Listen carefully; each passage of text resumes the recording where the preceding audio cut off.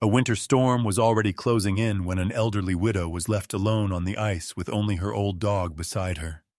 She thought the cold would be the end of her story, but something in the dark was still moving toward her.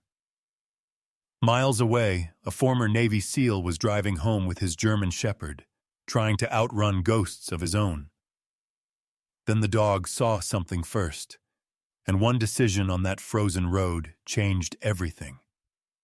What began as a rescue would uncover a stolen truth, a family betrayal, and a piece of land someone was willing to bury her for.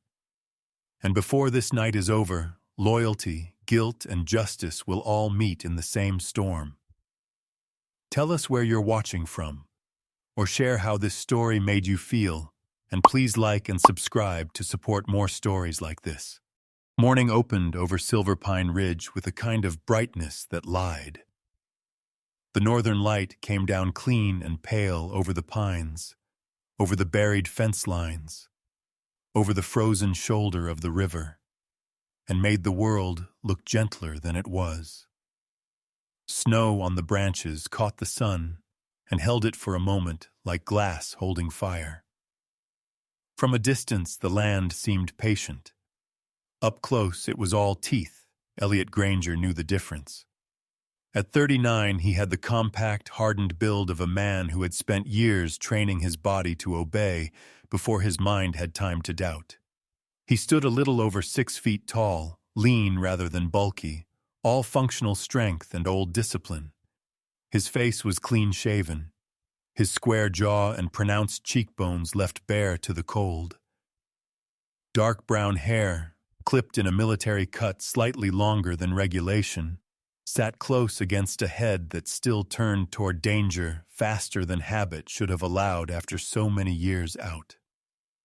His skin was light, but weathered by northern wind into something rougher, and his gray-blue eyes carried the distant, watchful look of a man who had once learned that missing one detail could cost a life. He wore the same clothes he wore almost every day, an old olive-gray tactical combat shirt gone soft with time, faded at the shoulders and cuffs, combat pants in worn earth brown with creased knees and sagging cargo pockets, old military work boots, and the scratched watch he still checked even when no one was waiting for him. He had left the Navy years ago. The Navy had not fully left him. Beside him moved Coda. The German Shepherd was 4, maybe 5, in the prime age where strength and judgment had finally learned to live in the same body. Coda's coat was yellow-black, thick along the neck and darker across the back, with a working-line build that made him look less like a show dog and more like an animal built for weather, distance, and decision. His amber-brown eyes were alive in a way that unsettled some people. Not wild, not human either. Just deeply aware. A worn brown leather collar rested against his neck like something that had been there long enough to become part of him. Elliot hunted with a rifle slung over one shoulder, a knife at his belt, and a canteen clipped to his pack.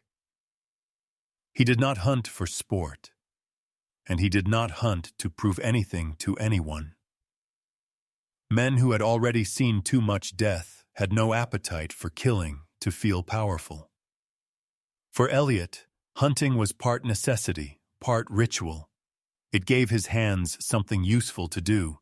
It kept his instincts from turning inward. It let him move through the world with a purpose simple enough not to hurt. That morning, he followed deer tracks through the low timber north of the river. Coda ranged ahead, nose down, then circled back with quiet discipline whenever Elliot stopped. No barking, no wasted movement. They knew each other's silences. That kind of trust had not been built in a day, or even in a year.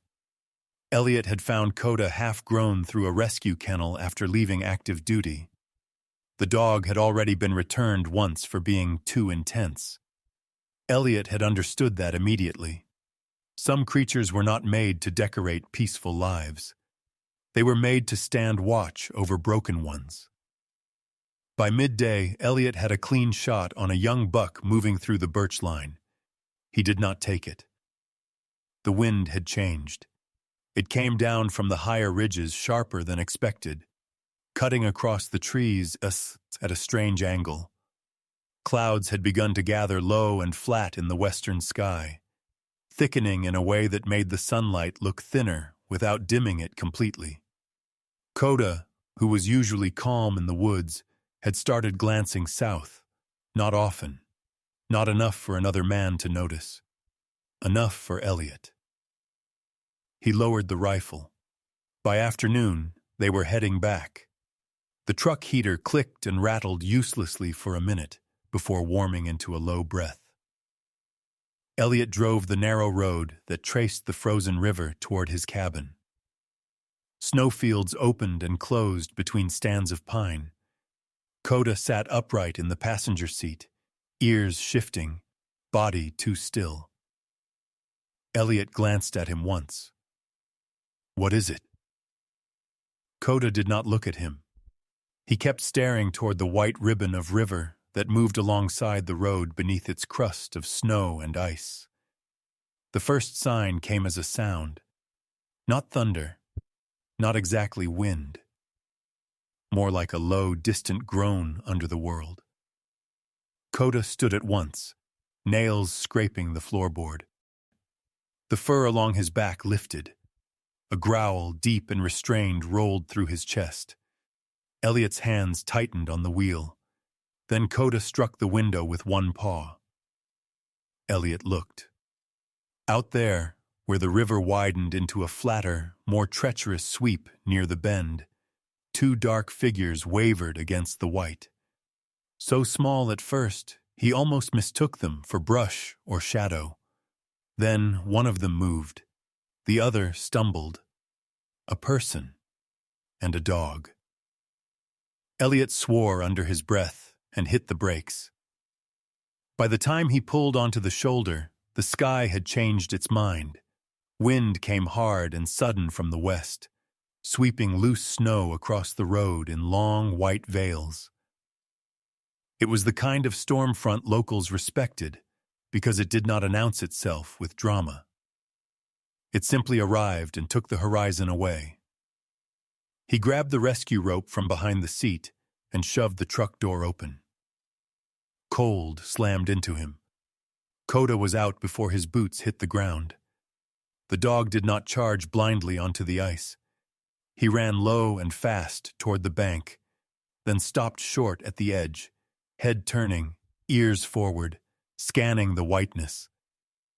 Elliot followed with the rope looped across his chest.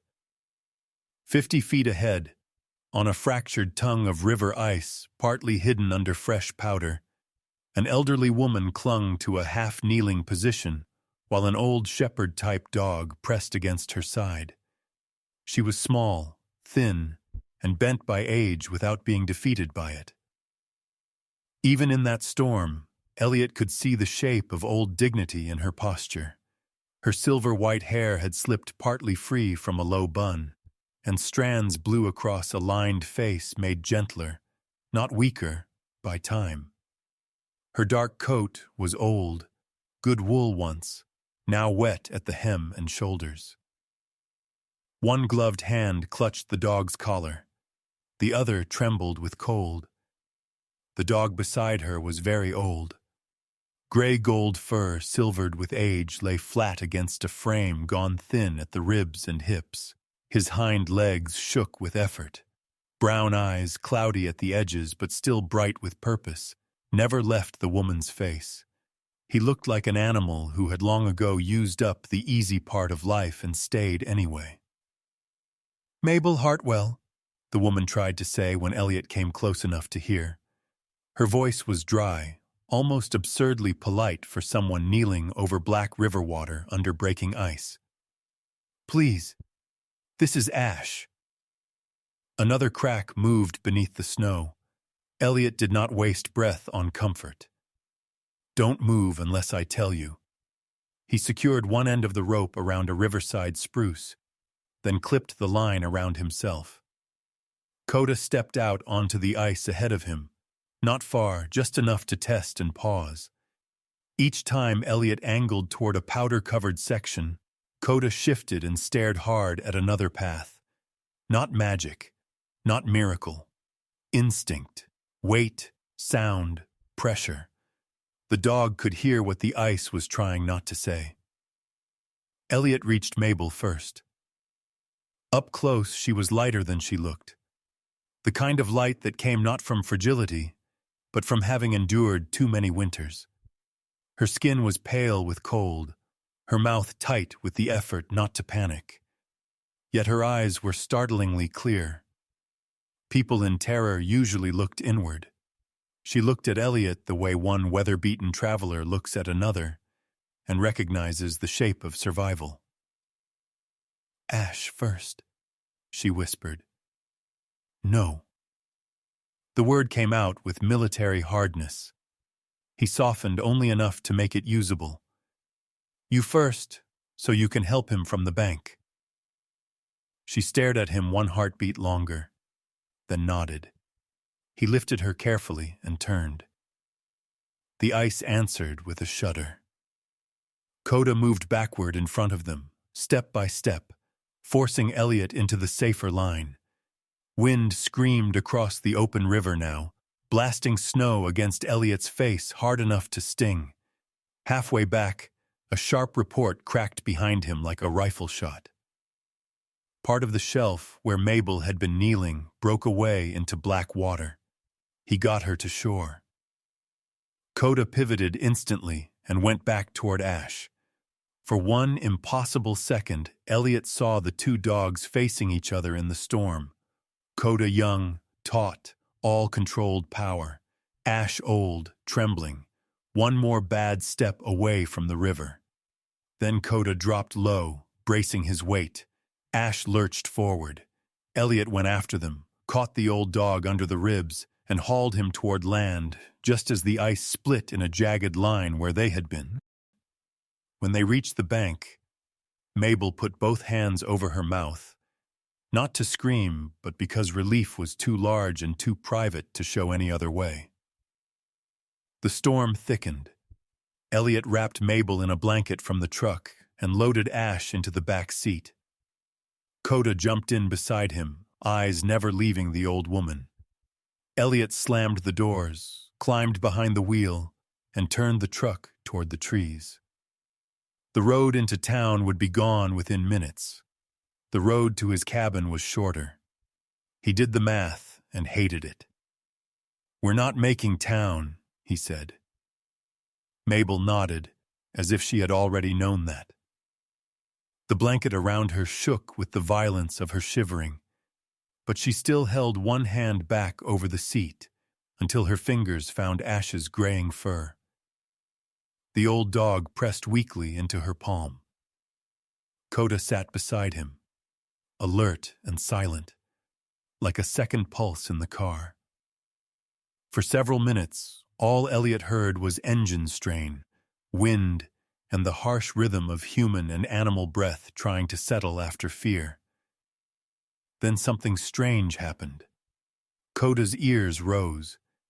He turned his head, not toward the road ahead, but toward the darkness of the tree line running parallel to them. His stare fixed there so intensely that Elliot felt it in his own spine. Mabel saw it too. Her face changed. Not fear. Recognition. She leaned back against the seat and spoke so softly Elliot almost thought the storm had imagined it. He only does that when something has already chosen a direction. Elliot glanced at her. "What?" Mabel swallowed, her throat working under pale, papery skin. "Ash did the same thing before my husband died. Sat at the door and stared into the dark. Wouldn't move. Some animals know when mercy is coming." Her mouth trembled once, and sometimes they know when evil is still walking. The words should have sounded foolish. They did not. Maybe it was the storm. Maybe it was the old woman's voice, steady even now. Maybe it was the memory Elliot never spoke aloud, of one frozen mission years ago and the man he had reached 3 seconds too late. Whatever the reason, her words settled into the truck with the weight of something not yet understood. Elliot gripped the wheel tighter. He had spent years refusing to believe in signs because signs suggested a universe that cared enough to send them. He was not sure he trusted that kind of hope. Hope had a way of making men careless. But Coda kept staring into the trees with that unnerving certainty, and Mabel kept breathing like someone who had already crossed one border and was not surprised another waited ahead. "I wasn't lost," she said at last. Elliot kept his eyes on the road. "Then what were you told?" Mabel looked down at the blanket in her lap, then at Ash, then out through the storm-whitened glass. "Leaving," she said. "I was trying to leave somewhere that was no longer safe." That was all. It was enough. The narrow lane to Elliot's cabin turned off the main road almost invisibly between 2 snow-heavy pines. He took it slowly, tires fighting for grip in the deepening drift. Trees crowded close on either side. The world beyond the headlights vanished into white. Then, as the truck rounded the last bend, Elliot checked the mirror. Far behind them, where the lane met the road, a pair of headlights flashed once through the storm. Not bright, not close, just there, and then gone. Elliot's cabin stood deep enough in the trees to feel borrowed from the wilderness rather than built against it. By the time he brought the truck to a stop, the storm had grown thick and close, pressing white against the windows until the world outside looked less like weather and more like erasure. The cabin itself was small, square-shouldered, and practical, built from old timber that had darkened with years of smoke and cold. Nothing about it was decorative. It had been made to last, not to charm. A stone hearth took up most of one wall, and the place always carried the same faint scent: dry wood, black coffee, dog fur, iron, and the clean emptiness of a man who had lived too long with only the necessary things. Elliot came around the truck and opened the passenger door first. Mabel Hartwell tried to rise on her own. Even shivering, she held herself with a kind of quiet self-command that made Elliot understand immediately she had spent most of her life enduring discomfort without asking the world to witness it. Up close in the lantern light, she looked smaller than she had on the river. 74 had narrowed her frame and bent her shoulders slightly, but it had not erased the dignity in her. Her silver-white hair, still twisted into a loosened, low bun, framed a lined face softened by kindness and sharpened by long disappointment. Her blue-gray eyes were tired, but not confused. That mattered. "I can walk," she said. "You can try," Elliot answered. It was not unkind, just true. He got her inside anyway, one steadying hand at her elbow, while Coda circled close enough to intervene if needed. The German shepherd moved with the measured vigilance of a sentry.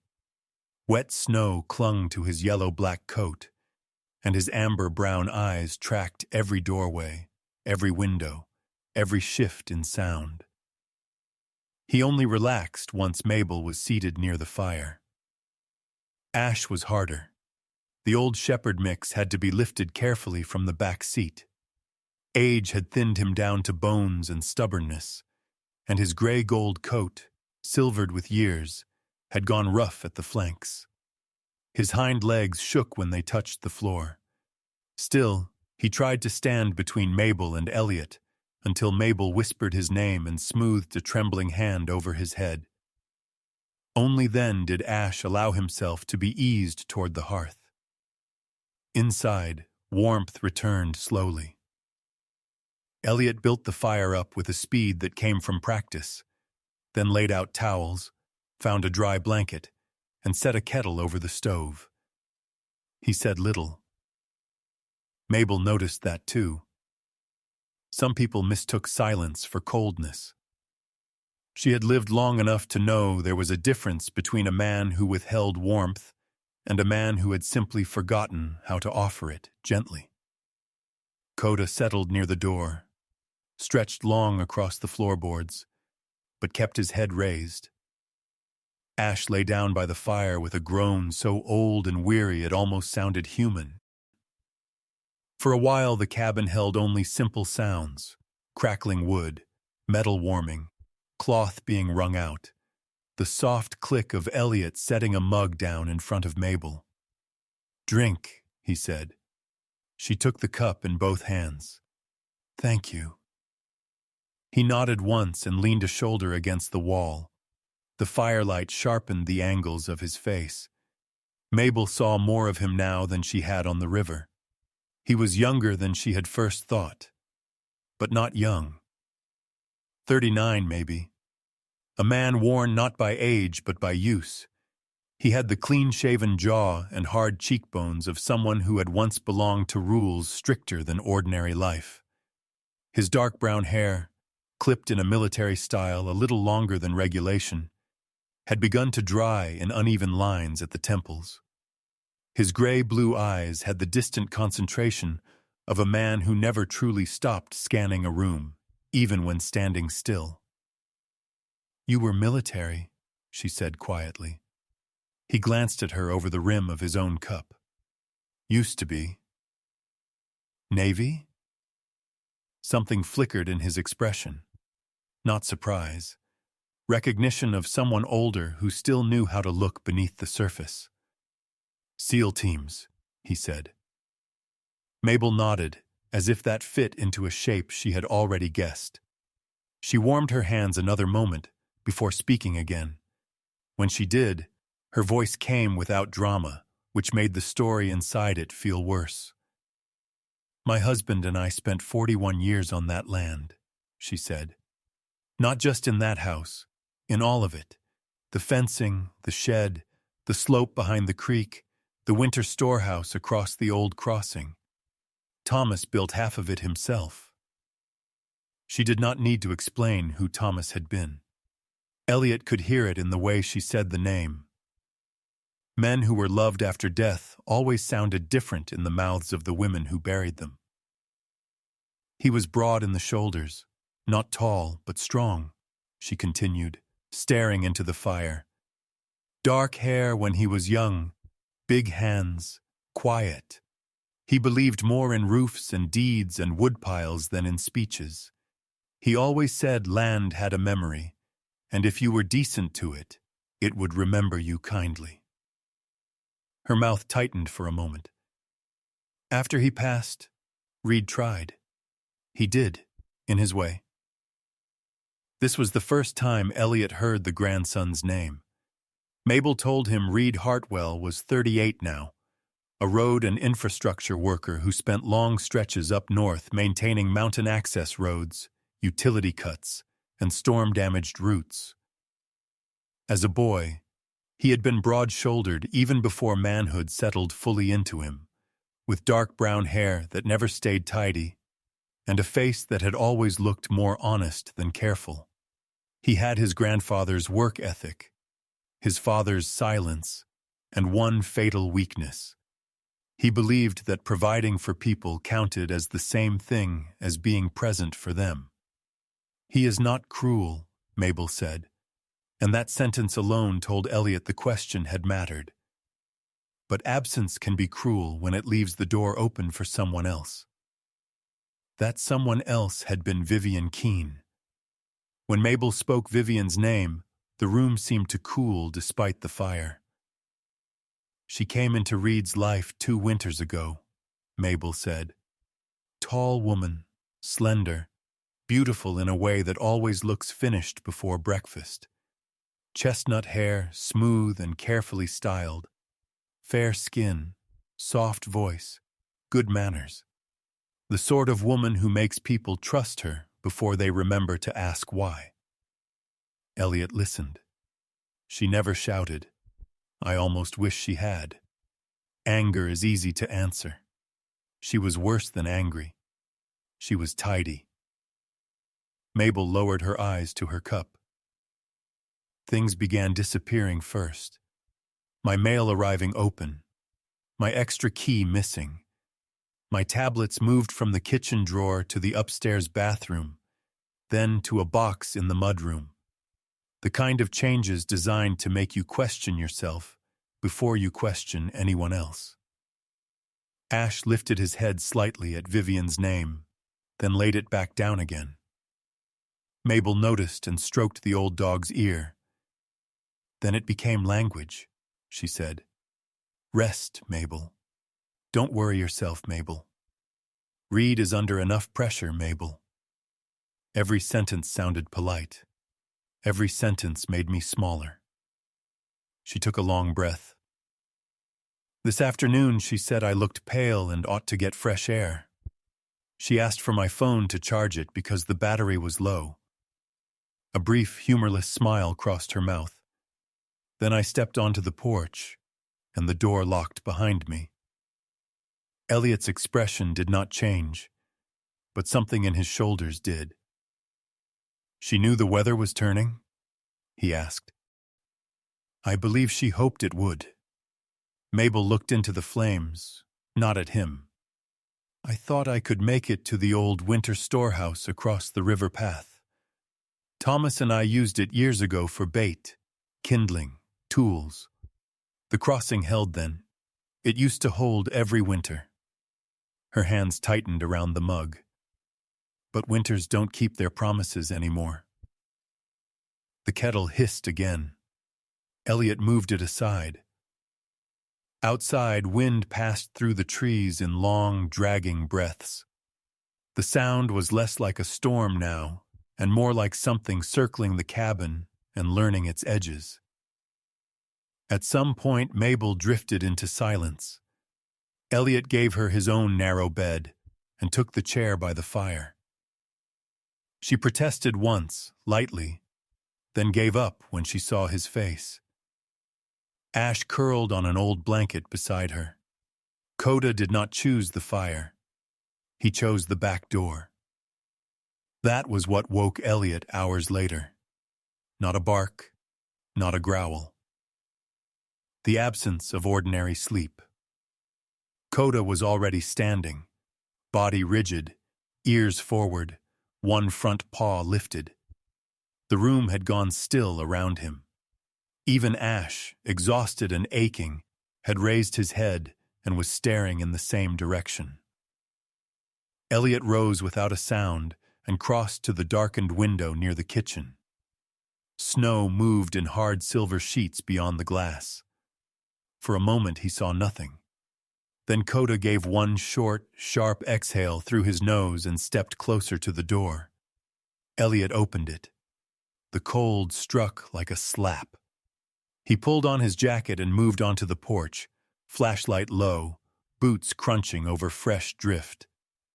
The beam cut across the yard, the woodpile, the tree line. There. Not close to the house. Not careless enough for that. At the edge of the clearing, partly filled by wind-blown snow, were tire marks. Faint, but recent. A vehicle had come off the narrow lane just far enough to look through the trees toward the cabin, then backed out. Elliot crouched. The tread was broad, commercial, the kind you saw on half-ton trucks common in rural country. Nothing distinctive enough to name. Enough to trouble him. Behind him, Coda stood in the doorway without crossing the threshold, every line of his body angled toward the dark. Ash had dragged himself up too, swaying slightly, old brown eyes fixed on the same place with weary but undeniable recognition. Mabel's voice came from inside, thin with sleep and cold. "Someone there?" Elliot turned back toward the light of the cabin. Someone was. For a moment, none of them moved. Fire behind them. Black trees ahead. Wind stitching both together. Then Mabel did something unexpected. She did not look frightened first. She looked sad. "That means I was right," she said. "About Vivian?" Elliot almost asked. But Mabel was looking past him, not into the woods, but into memory. "When Thomas got sick," she said quietly, standing now with one hand on the doorframe, blanket around her shoulders. "He stopped arguing with me about papers. Before that, he thought paperwork was for banks and taxes and men who wore clean shoes. But near the end, he said something that never left me." She lifted her eyes to Elliot's. "He said, 'One day someone will try to steal with a pen what they'd never dare take with a gun.'" The sentence hung there between them. Even the wind seemed to listen. By morning, the storm had weakened into a pale, bitter drift.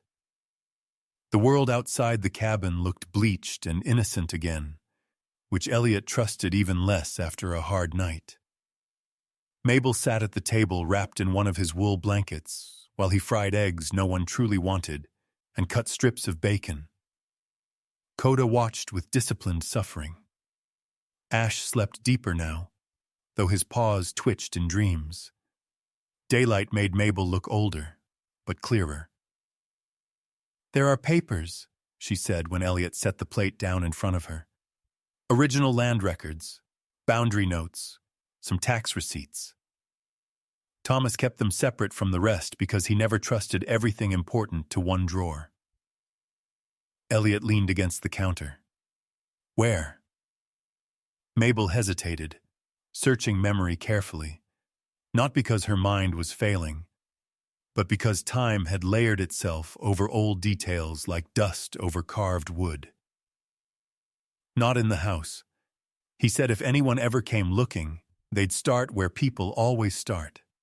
Cabinets, lockboxes, safes." Her fingers traced the rim of the mug. "He hid them where only a man who built the land would think to hide them." She looked toward the window, toward the white world beyond the cabin. "Somewhere tied to the river property. He used to say the papers mattered because land can be stolen twice, first in spirit, then on paper, and the second theft lasts longer." Elliot said nothing. But in the silence, something inside the chapter settled into place. This was not about an old woman put out into the weather by a cold, younger woman who wanted a quieter house. It was about patience, planning, pressure applied so gradually it could pass for ordinary life until the moment someone vanished into a storm. Coda rose from the floor and moved to stand beside Mabel's chair. She laid one hand on his neck. Her fingers disappeared into the thick, yellow-black fur. For the first time since Elliot had pulled her from the ice, her face softened, not with relief, but with belief. "I think," she said quietly, "Thomas knew this day would come before I did." Elliot looked at the dog, at the old woman, at the thinning snow outside. Then he looked toward the back of the property again, where the tire marks would soon disappear under fresh drift, leaving nothing but the knowledge that they had been there at all. And that sometimes was worse. Morning after the storm looked cleaner than it felt. The sky above Silver Pine Ridge had cleared into a hard blue so bright it hurt the eyes, and sunlight spread across the snow with a cold beauty that made everything appear forgiven. But Elliot Granger had spent too many years learning the difference between calm and safety. Sometimes the world shone brightest right after it had tried to bury someone. He loaded the truck in silence. Mabel Hartwell took longer to move that morning, though she never complained. At 74, she carried age the way some people carried old grief, not dramatically, but everywhere. Her small frame seemed even slighter beneath Elliot's heavy wool coat, which he had draped over her shoulders for the trip. Her silver-white hair had been pinned back again into a low bun. though loose strands still softened the lined edges of her face. The deep creases around her mouth did not make her look weak.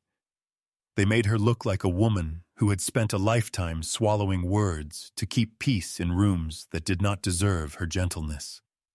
Ash climbed into the truck with effort. The old shepherd mix was stiff in every joint, his gray-gold coat rough and silvered with age, his brown eyes dark with exhaustion, but still devoted to Mabel with almost painful concentration. Coda watched him from the opposite seat, ears forward, not hostile, not playful, simply aware. The younger dog seemed to understand that Ash was moving on duty alone now, and duty could make even a failing body stubborn. Elliot shut the passenger door and circled to the driver's side. He had shaved at dawn by the tin sink, more out of habit than vanity. Clean-shaven, with a square jaw, sharp cheekbones, dark brown hair cut short in the military style he had never entirely abandoned, he looked the way he always looked when something in his world had shifted. Quieter, harder, more exact.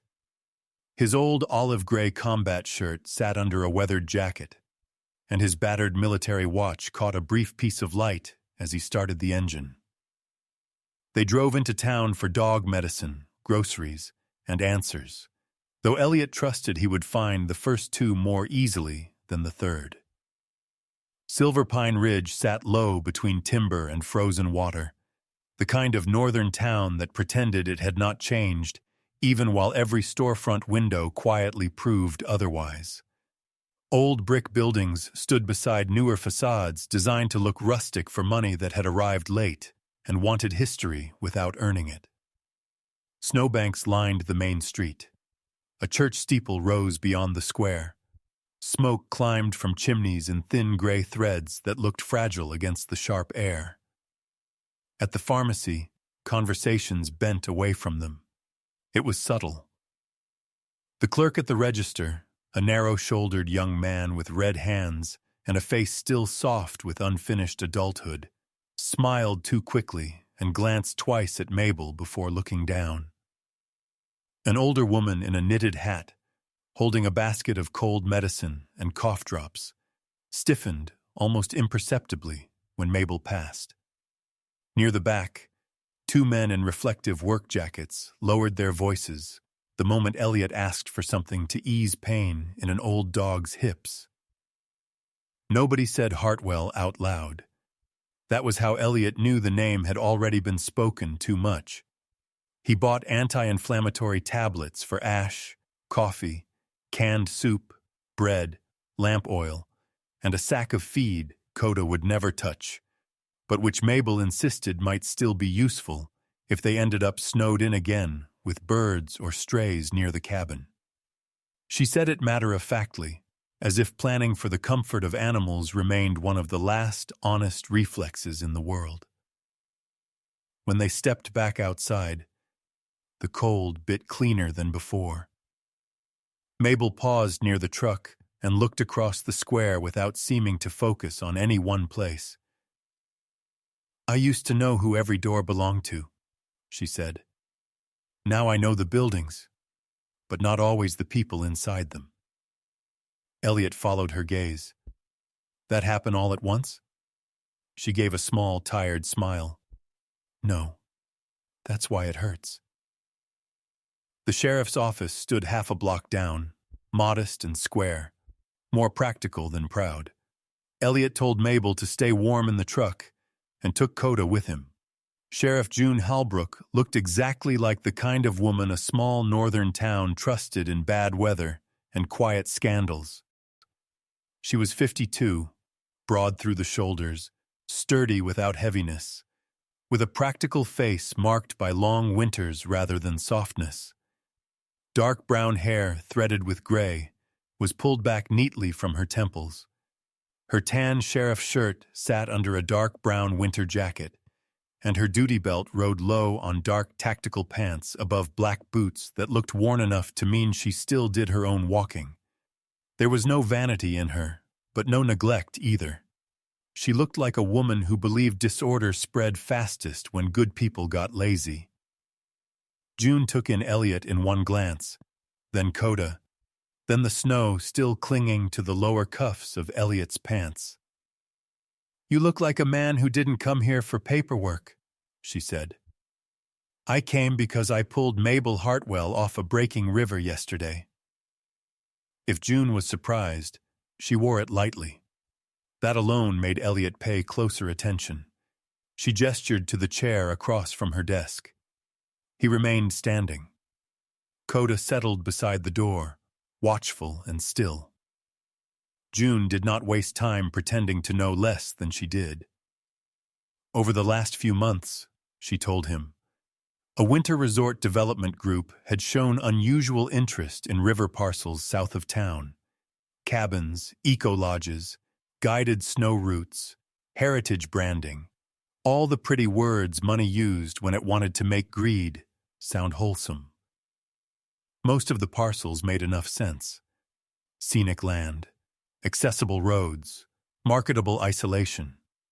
Then there was the Hartwell tract. "It sits in the middle of a puzzle that doesn't fit," June said, sliding a photocopied property overlay across her desk. "If this were just about a resort, there are easier pieces to buy." Elliot studied the map. The Hartwell land curved along the river bend, not central, not the largest, but positioned in a way that seemed to interrupt something. "Who's behind the buying?" "A broker keeps surfacing around the paperwork." June leaned back. Silas Creed. The name sat in the room like a nail. June continued. "Tall man, lean build, mid to late 40s, long face, neatly combed salt and pepper hair, always dressed darker than the weather requires. Speaks politely, never raises his voice. The kind of man who makes people feel chosen while he's measuring what they'll cost him." Her expression hardened. No charges that stick. No obvious threats. Just old people getting pressured. Old deeds getting questioned. And lines on maps moving when nobody's looking. Elliot handed the photocopy back. "And you're telling me this because?" "Because Mabel Hartwell is not the first elderly landowner who's felt strangely cornered lately." June folded her hands. "But she's the first one who ended up out in a storm." That sentence did not accuse anyone directly. It accused the whole shape of things. On the way out, June added, "If you're going near her property, don't go blind." Elliot's hand paused on the door. "She asked you to check on the land?" June said. "No." June nodded once. "She will." He left without asking how the sheriff had known that. By late afternoon, the light had started its early winter retreat. Elliot did not turn toward the cabin. He turned toward the Hartwell property. Mabel understood before he said anything. The old house appeared through the trees slowly, like something ashamed of being seen. It was still standing, still structurally sound. But houses could lose warmth long before they lost walls. The porch rails had been repainted recently in a colder shade than the original. One front window carried new curtains Mabel did not recognize. The place looked maintained in the same way a grave might be kept tidy by someone impatient for the person beneath it to be forgotten. Ash began to whine the moment they rolled through the gate. Not loud, just deep and distressed, like an old instrument remembering the wrong hymn. Elliot got out first. Coda moved low across the yard, nose near the snow, reading the ground with focused intensity. Mabel stood by the truck door a moment longer than necessary, her gloved hand resting on the frame as if bracing against something heavier than the cold. "This was where Reed learned to walk," she said quietly. "Right there by the side steps. Thomas built that rail twice because the first one had a splinter." She did not cry. That made the place sadder. Elliot tried the front door. The lock had been changed. As he stepped back, Coda stopped near the old maple by the drive and began scraping at the snow with sharp, deliberate strokes.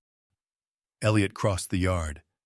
Beneath the churned white, a stake emerged, a fresh survey marker capped in bright orange plastic.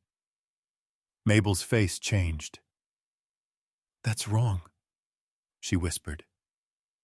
Elliot looked up. "The line never ran there?" "No." Her voice was suddenly stronger. "Thomas argued over that corner with a county man 30 years ago. He was right. The marker should be 12 feet farther east." She stared at the orange cap as if it had insulted the dead. Someone moved the border. For one brief, eerie moment, the whole yard seemed to shift around that small, cheap stake. A farmhouse, a dead husband, a missing phone, a locked door, a river crossing in a storm. All of it bent suddenly around a single fact. Someone had put a lie into the ground and expected it to become truth. That was the moment that held Elliot still, not because survey fraud surprised him, because Coda had found it before any human eye had. He pulled the marker out, brushed away snow, and set it in the truck bed without a word. A tire track curved near the side of the house, newer than the storm, not yet erased. Elliot crouched and touched the edge lightly. The tread was similar to the one he had seen near his cabin.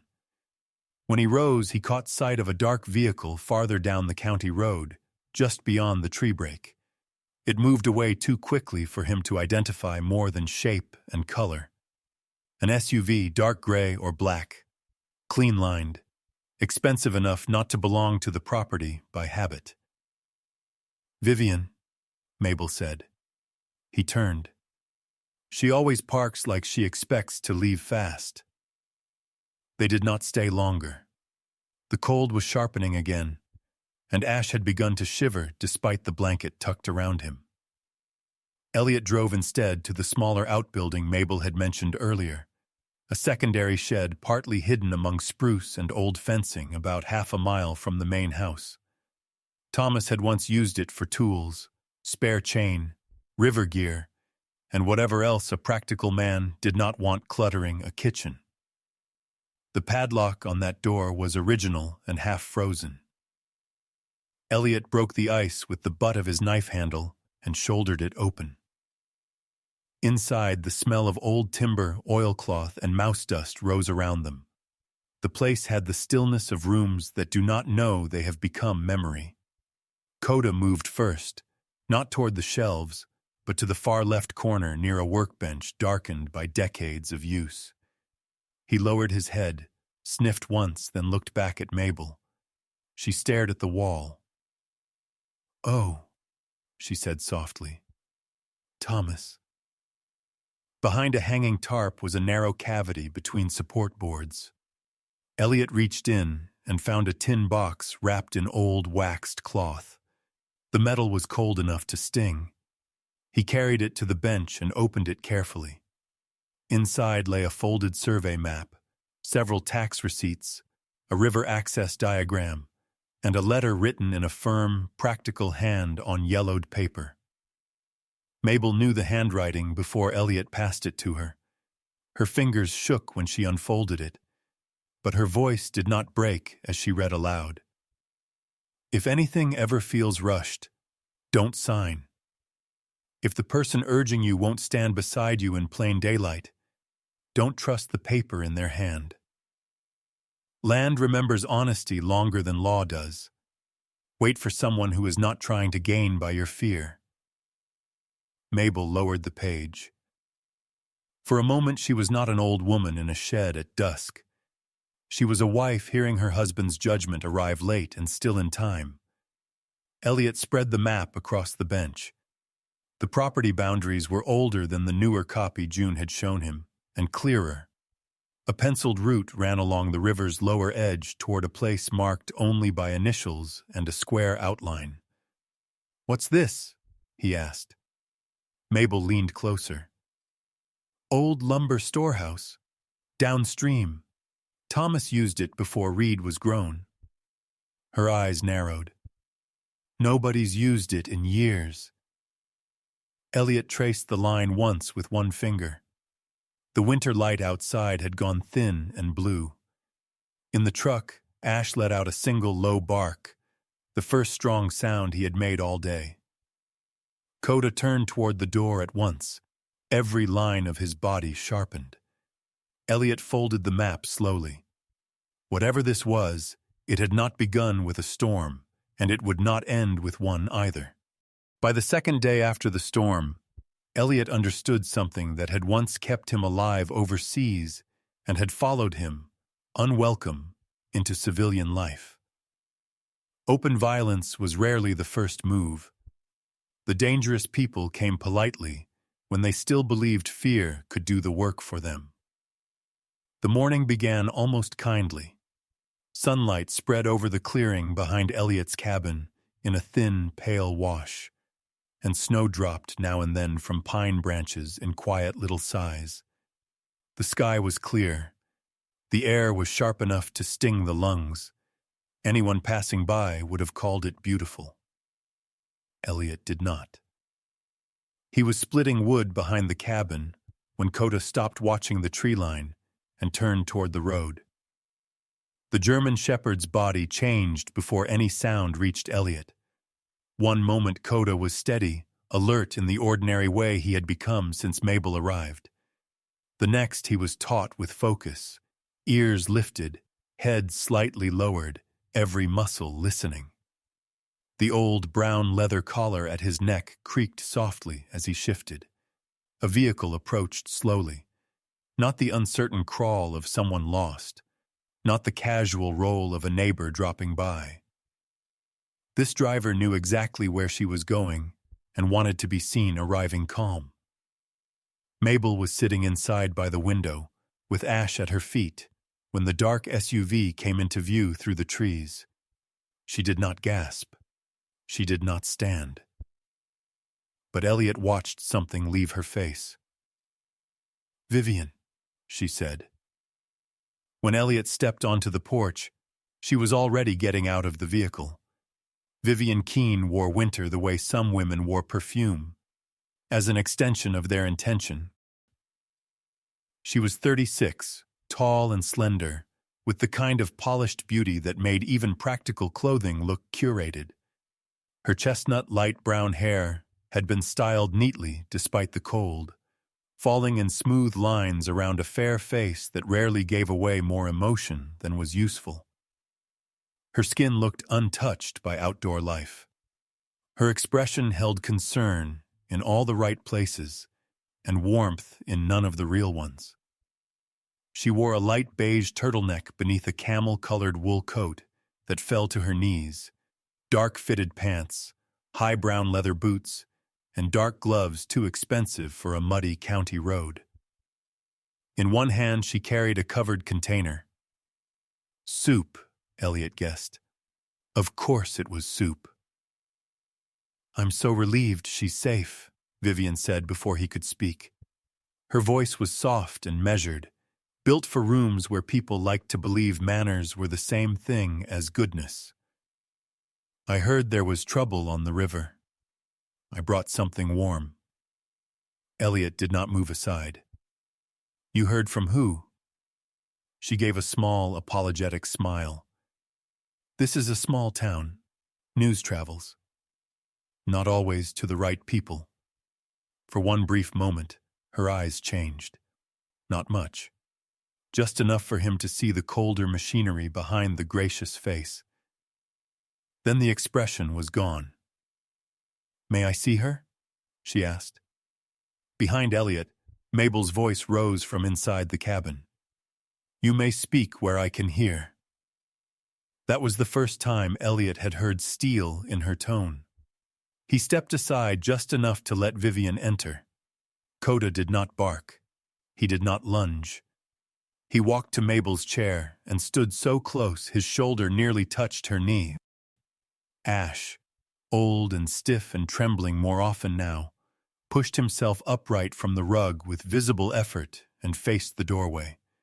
His gray-gold coat looked thinner in daylight. His hind legs were weak, but the set of his body was unmistakable. Not surrender, not even caution. Memory.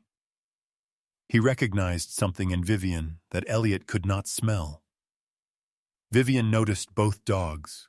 Her smile remained. The cabin suddenly looked smaller around her.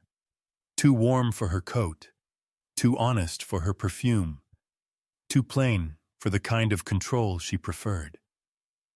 Her gaze traveled over the rough table, the iron stove, Elliot's hanging jacket, the boots by the door, the medicine bottle for Ash, and finally settled on Mabel.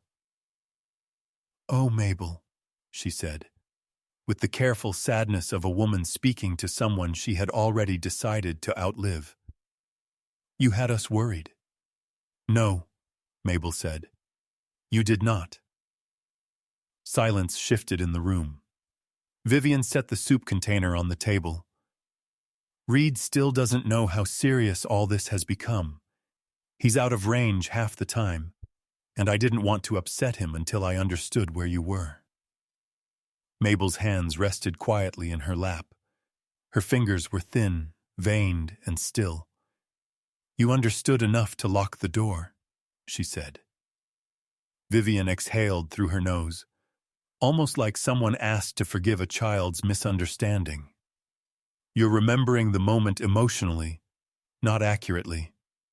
That sentence made Elliot dislike her more than anger would have. It was not only cruel, it was practiced. Ash made a low sound from deep in his chest. Vivian glanced at the dog with something close to irritation. "He always was dramatic," she said. Mabel lifted her chin.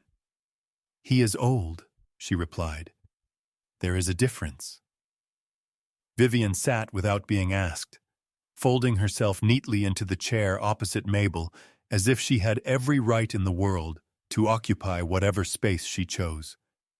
"I came because this cannot continue," she said. "You are cold, tired, shaken. This is no place for you long-term.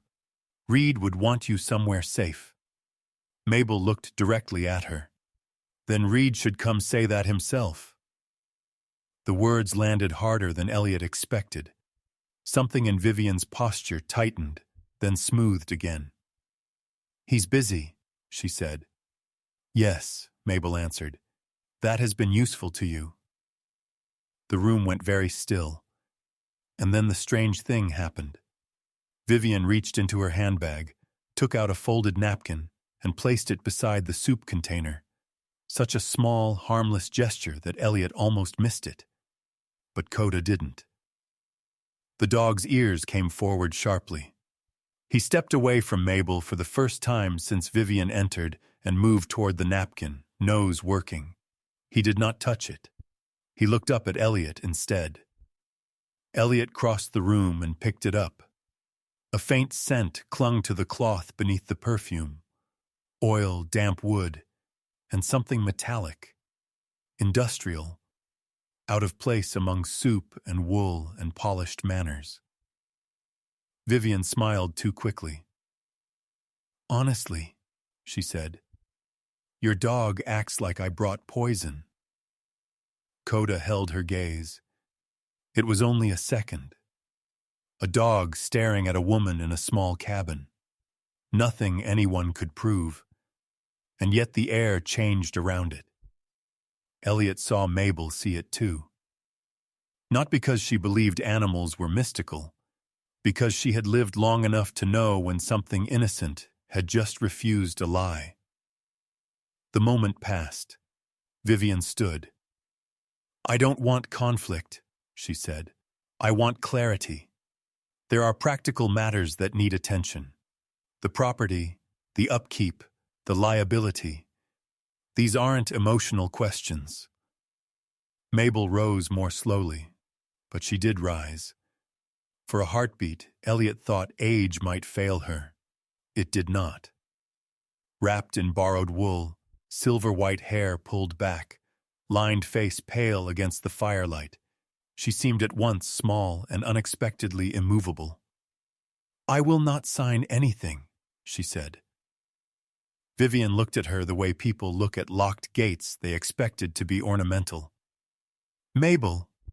"No." The word came out quiet. That made it final. Vivian held her stare, then gave the smallest of nods, as if adjusting a plan rather than suffering a defeat. She picked up her gloves, left the soup untouched, and moved toward the door. At the threshold, she paused. "A place this isolated can become dangerous very quickly," she said, turning only partly back. "Sometimes things happen out here and no one knows the whole story." Then she left. The SUV disappeared through the trees without hurry. Only after the sound of its engine was gone did Mabel sit down again. Her hands were shaking now, but not because of fear alone. Elliot had seen that kind of tremor in soldiers after a firefight, when the body finally admitted what the mind had forced it to endure. "She came to see whether I was alone," Mabel said. Elliot looked at the napkin still in his hand. "Or whether you were breaking." Mabel glanced toward the soup. "I think she hoped for both." The rest of the day went wrong in smaller ways. Just after dusk, the lights flickered twice and died. Elliot checked the breaker first. Nothing there. He pulled on his jacket, took a flashlight, and found the feed line behind the cabin. The wire had not failed in the storm. It had been nicked and twisted near the junction box by a tool, not weather. Not enough to look dramatic. Enough to take power. He patched what he could for the night and came back inside with snow in the seams of his boots and anger sitting low and controlled in his chest. Half an hour later, the satellite phone lost signal entirely. At first, Elliot thought the weather delay had finally caught up with the unit. But when he traced the narrow cable line toward the exterior mount, he found it cut near the base where brush met snow, clean and deliberate. He did not curse this time. He had gone past cursing into certainty. Mabel watched him from the table, her face gone tired again. Ash lay near her feet, head up despite the ache in his old body. Coda paced between the front window and the back door, never settling fully. "This is how it starts," Mabel said. Elliot turned. "What is?" She looked into the dark beyond the glass. "When people want something from you that they know you would never freely give them, they begin by shrinking your world. First your confidence, then your choices, then your ways out." Later that evening, Sheriff June Halbrook arrived in her county truck. Snow powdered the shoulders of her dark brown winter sheriff's jacket when she stepped inside. Her practical face took in the dead lights, the lantern on the table, the cut line Elliot had coiled by the stove, and Mabel's expression. "I came because I had a feeling I'd need to," June said. She did not say from what. She did not need to. Outside, she and Elliot followed the tire impressions from the lane as far as the clearing edge. June crouched in the beam of his flashlight, touched a ridge of packed snow, and studied the pattern. "Light commercial tread," she said. "Common on survey trucks, contractors, some fleet vehicles. Nothing a prosecutor would marry." "You think it's tied to the marker?" "I think somebody wants pressure without exposure." She stood, brushing snow off one glove. "That usually means they still believe the target can be made compliant." Elliot glanced back toward the cabin window, where Mabel's silhouette showed against lantern light. "She won't sign." June gave him a long look. "Maybe, but that doesn't mean they'll stop trying." Before she left, June pulled Mabel aside near the stove and spoke to her privately for several minutes. Elliot did not intrude. When the sheriff finally headed back to her truck, Mabel remained standing with one hand on the table, eyes far away. "What did she say?" Elliot asked after the taillights were gone. Mabel lowered herself carefully back into the chair. "She asked me if Reed was ever cruel to me."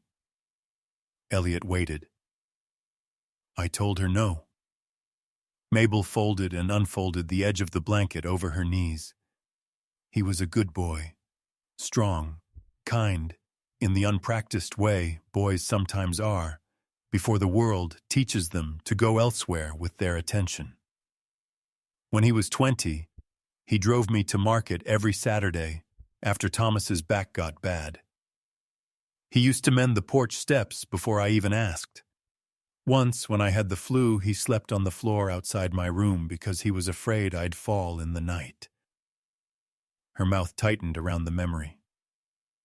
"He is not a cruel man, but he learned the most dangerous form of neglect, the kind that tells itself it is temporary." Elliot understood that better than he wanted to. He had once told himself absence was duty. Later, he learned absence had its own casualty count. Near midnight, the cabin fell into that narrow stretch of silence where even the fire seemed to breathe more softly. Mabel finally slept. Ash dozed, paws twitching now and then. Elliot sat in the chair by the window cleaning his rifle, not because he expected to use it, but because his hands needed order. Coda rose without warning, not toward the road this time, toward the back of the property. He did not bark. He just walked to the rear door, looked back once and waited. Elliot took the flashlight and followed him into the cold. The snow behind the cabin lay thin under the trees, wind scoured and blue in the moonlight. Coda moved with slow purpose through the brush line, nose low, then stopped near the edge where the woods thickened. He began pawing at a shallow patch of disturbed snow. Elliot knelt. His gloved hand struck metal. He pulled back the loose covering and found a small, weather-resistant camera unit, half buried beneath the brush, angled with chilling precision toward the rear windows and door of the cabin.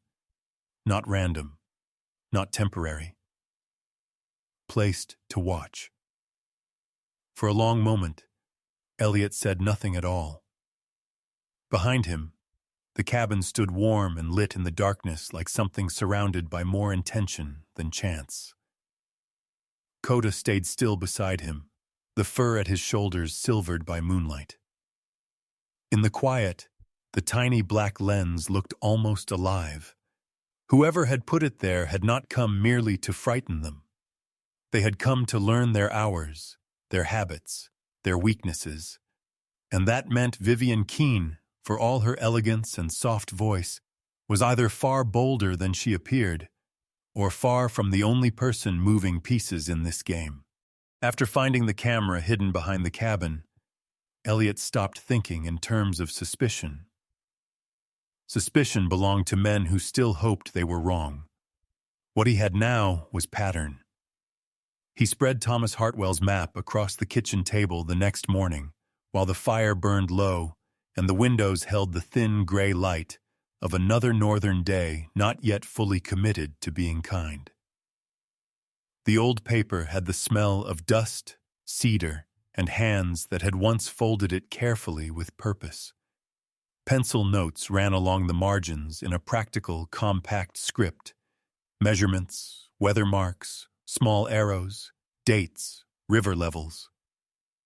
Thomas had not drawn the land like a sentimental man protecting memory. He had drawn it like a man tracking a battlefield he knew others would one day try to cross. Mabel sat at the table wrapped in Elliot's dark wool blanket, her silver-white hair pinned back again, her lined hands resting beside a mug gone warm rather than hot. She looked older this morning, but not weaker.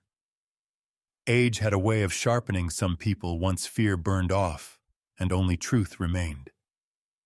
Ash lay close to her chair, chin on his paws, breathing slow and heavy. He had eaten little and moved with visible pain, but his eyes were open. Dogs that old did not waste strength unless they believed something still depended on them. Coda stood beside Elliot, nose close to the map. The German shepherd's amber-brown eyes followed the motion of Elliot's finger as it traced a route marked in faded pencil from the Hartwell boundary along the lower bend of the river toward a place where Thomas had written only 3 words: Deep Pull, Winter. He worried about the land near the downstream bend, Elliot said. Mabel nodded slowly. Thomas always said that Stretch held the kind of water that changed its mind faster than men could. Strong current under thin ice, dangerous in late winter. There's more than that here. Elliot leaned closer. He marked survey notches, correction lines. See this? He tapped a faint notation near the river. He checked the measurements more than once. Mabel squinted, then looked up at him. There was an argument once, years ago. A county man came out with new stakes. Thomas sent him off the property and walked the line himself in snow up to his knees. A brief, sad fondness passed through her face. He came back angry enough to split wood for 2 hours without speaking. That was how I knew he was furious. Elliot almost smiled. Did he say why? He thought somebody would eventually try to shift the river boundary by inches at a time. Said people don't usually steal land by taking all of it at once.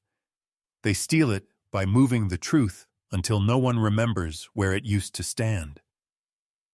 That sentence stayed with Elliot. He looked again at the marks near the lower bend. Thomas had circled one section twice and drawn a line toward the old lumber storehouse downstream. If Silas Creed wanted the Hartwell property badly enough to use Vivian, false markers, intimidation, and surveillance, then the land itself held more value than charm or future cabins. Elliot reached for his coat. I'm going down there. Coda was at the door before the sentence finished. Ash struggled to his feet. It was a terrible, stubborn effort. His hindquarters shook so badly, Mabel put both hands out at once. But the old shepherd did not lie back down. Instead, he took 2 unsteady steps toward the table, scratched once against the leg, and looked up at her with the solemn intensity only old dogs and the dying seem to possess. Mabel stared at him. No, she whispered first, because love always begins by trying to protect what is already breaking. Ash held her gaze. Elliot looked away politely, as if the moment belonged to them and not to him. He understood that kind of wordless argument more than most conversations. Coda waited at the door, alert but patient. Mabel's mouth trembled once. She reached down and touched Ash's graying head, fingers sinking into the rough fur between his ears.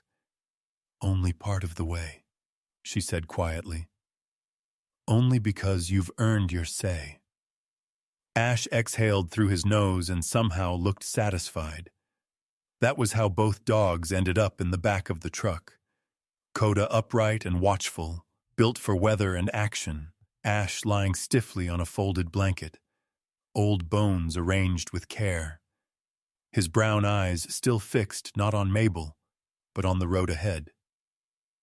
The image struck Elliot harder than he expected. Youth and age, strength and memory. One animal carrying instinct forward, the other carrying the past until it could be handed over.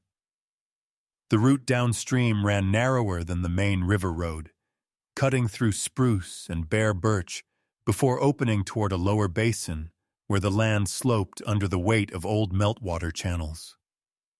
Snow lay uneven there. Wind scoured in some places. drifted deep in others.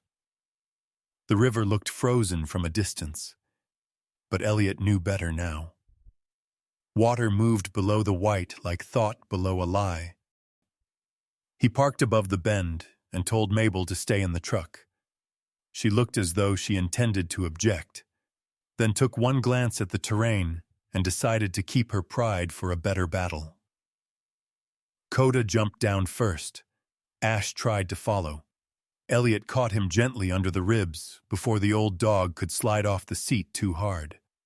For a moment Ash braced, as if insulted by help. Then he allowed himself to be lowered carefully to the packed snow beside the truck.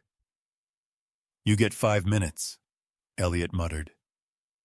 Ash ignored the limit as completely as any old soldier ignored bad orders given too late in life. The river bend was quieter than it should have been. That bothered Elliot more than wind. Coda moved along the edge where snow had crusted over low brush, his head down, tail level, every line of him tuned. Elliot followed with the map folded into his jacket pocket and Thomas's penciled marks in his mind. Ash came behind them in short, determined stages, stopping every few yards, not because he wanted to, but because his body demanded payment for every act of loyalty. Near the deepest curve, where late winter current would run hardest beneath the ice, Coda suddenly stopped and began digging at the snow-packed bank.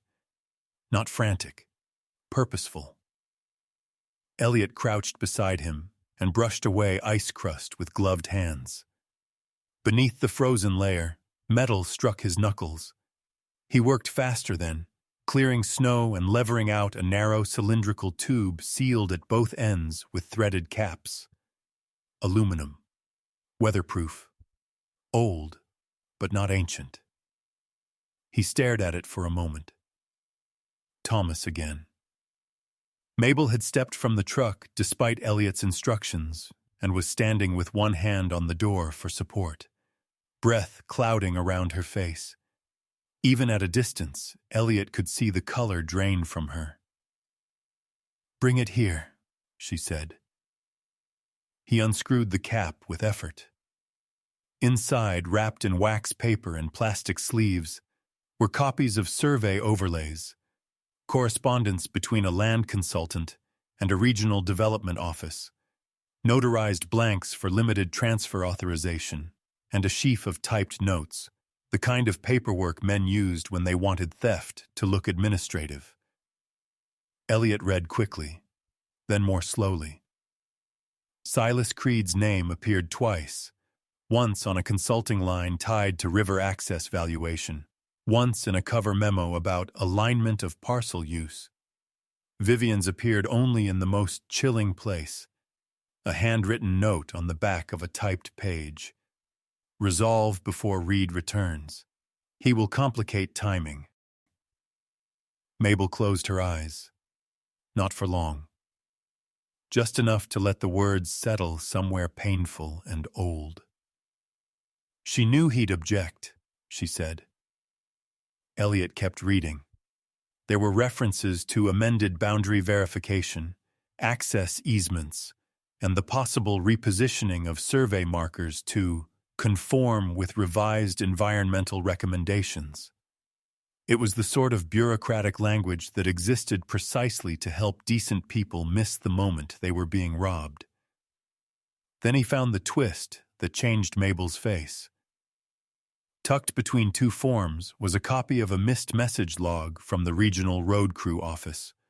Reed's work line, rerouted and unanswered over several dates that matched the period when Vivian had told Mabel he was impossible to reach. Mabel stared at the page as if it had slapped her. "He didn't stop calling," she said. Her voice was barely a sound. For a long second, no one moved. The river whispered beneath the ice. Snow lifted in loose grains around their boots. Coda stood between Elliot and Mabel, head raised, ears forward. Ash, who had finally reached them, lowered himself carefully beside Mabel's leg and pressed his frail shoulder against her boot. That small act broke something in her. Not loudly, not dramatically. But the old woman's hand trembled when she touched the top of Ash's head. And when she spoke again, her voice had changed. "I thought he chose not to know," she said. "That is a different wound." She swallowed, eyes fixed on the paper. This one is filth."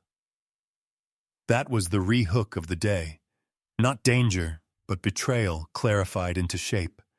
Until then, Mabel had believed Reed had failed her by drifting too far away. Now she understood someone had been arranging the distance.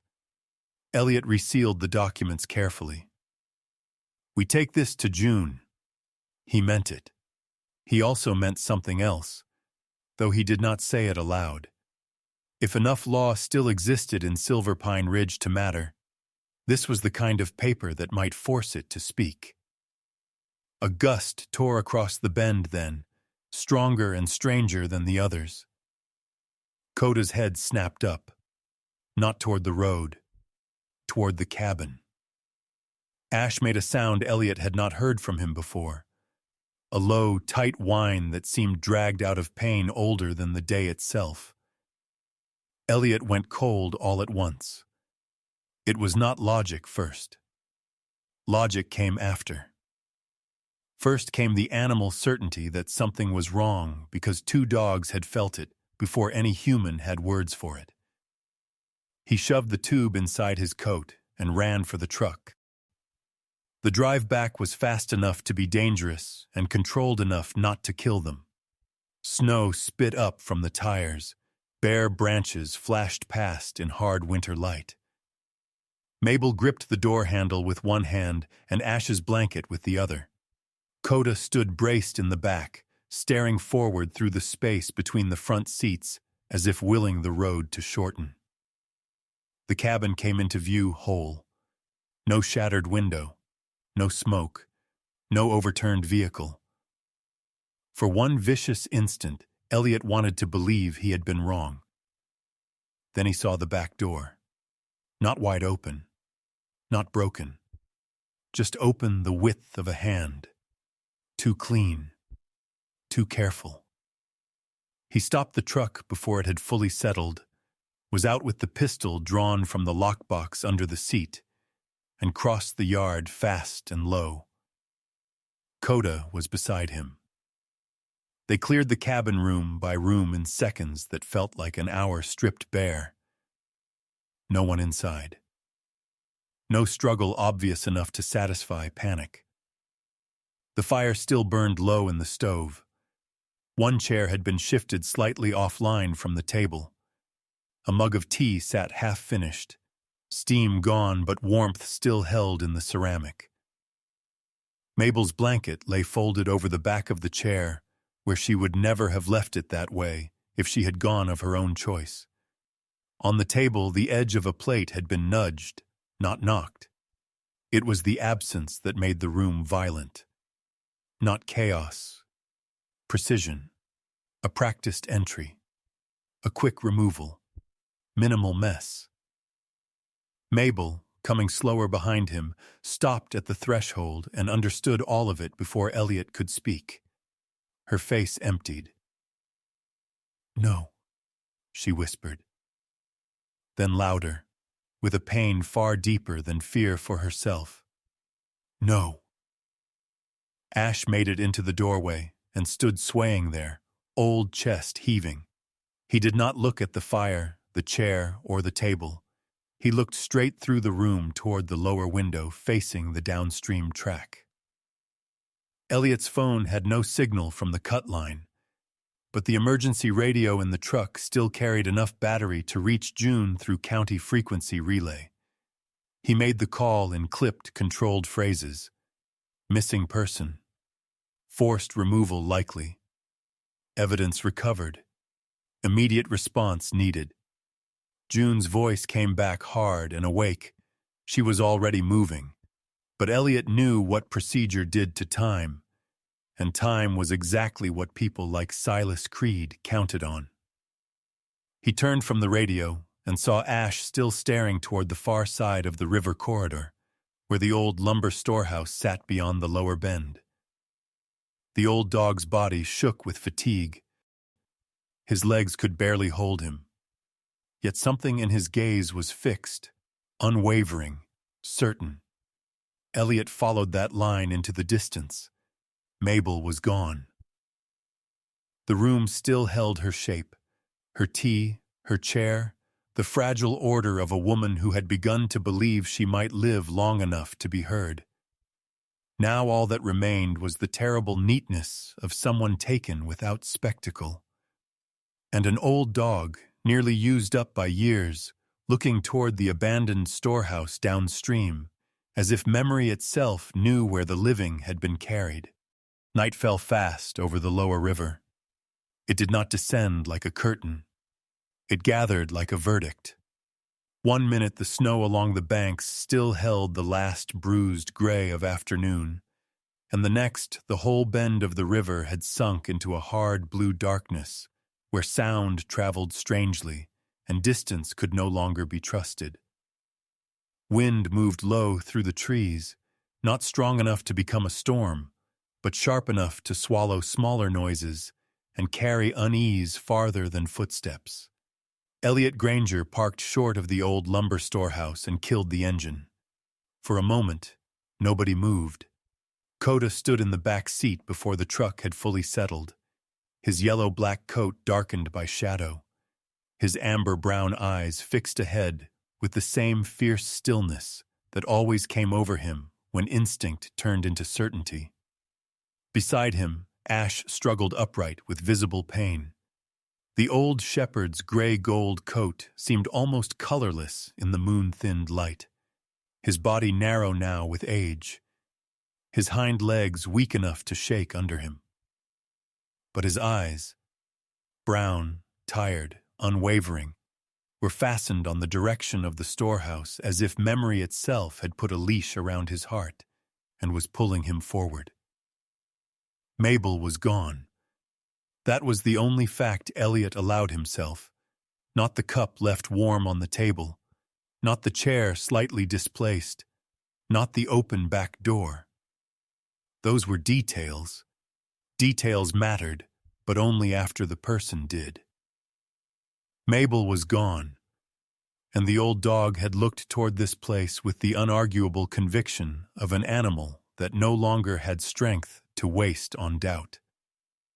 Elliot checked the pistol at his side, then looked toward the county road where June had said she was coming from. "She'll be late," he said quietly. Not as criticism, as math. The road here iced first in falling temperatures, and the final stretch down toward the river shelf was little more than a rutted service track half-eaten by winter. June would come. Elliot believed that. He also knew there were moments a man entered not because backup would never arrive, but because waiting would cost something he was no longer willing to lose. He opened the back door. Coda jumped down without a sound. Ash followed more slowly. Elliot reached instinctively to help, but the old dog gave one brief, stubborn look that stopped him, so Elliot only lowered a hand enough to catch him if he slipped. Ash landed hard, steadied, and pressed forward. The storehouse stood at the edge of the lower clearing, like something winter had forgotten to finish burying. Years ago, it had been built for function, not beauty.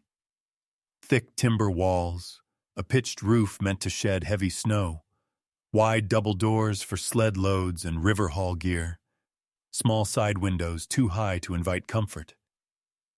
Time had taken pieces of it without yet taking the whole. The boards were warped and silvered. The roofline dipped slightly.